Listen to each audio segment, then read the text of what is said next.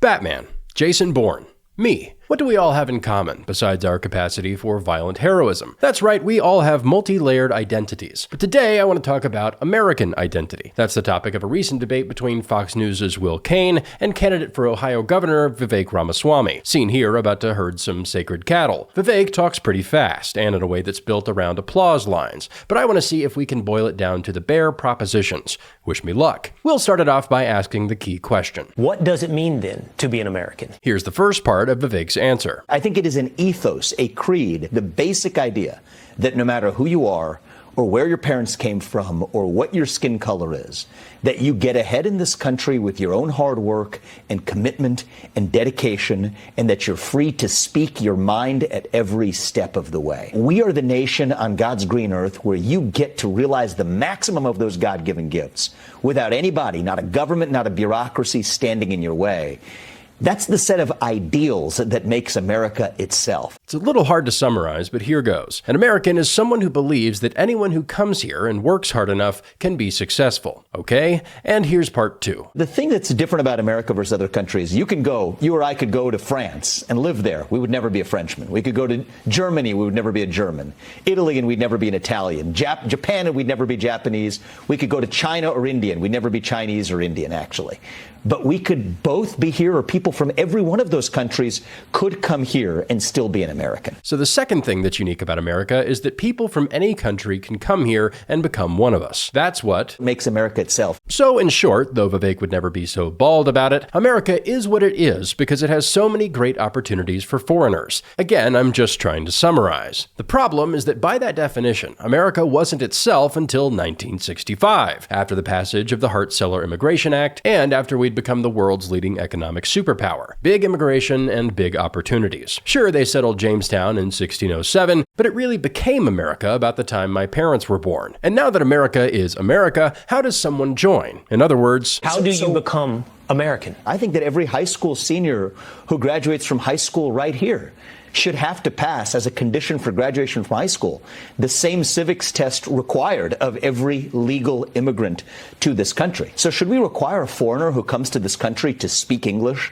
speak it fluently, know about the history of the country, know about our Constitution, know about our founding, know how many branches of government there are? You're darn right we should. To be fair, at least the logic is consistent. If America is an idea, then becoming an American means learning all the ideas.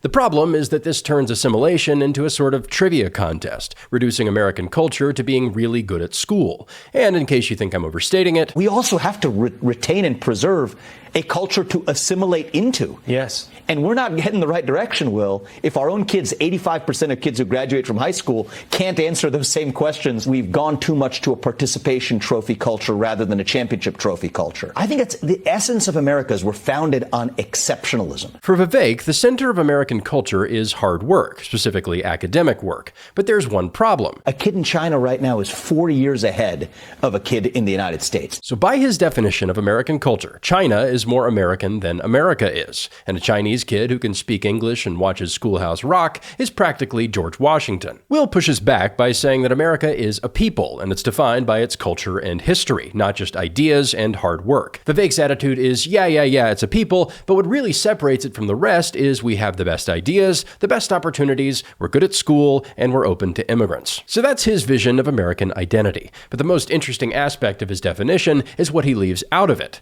To define ourselves by our openness to outsiders is to define ourselves away, to define a house by describing the front door. 4 years ago, I moved to Moscow, Idaho. Imagine if I talked to someone who's been here for 50 years and said, there are a lot of places out there, but what makes this town unique is that I can move here and get a good job. That may be the best part for me, but it's not what makes it what it is. Will's right that the question of American identity is the question of our time, and we're not the first people to ask it. Russell Kirk and Samuel Huntington have written whole books about it. But one key element is that America is distinctly Western. Specifically, it was created by a bunch of English Protestants. People who are not English Protestants came here, but they came into an English Protestant project. And even then, there are key differences between the kind of people who left England and the kind of people who stayed. The whole European mind meme is true. There are certain things unique to Americans.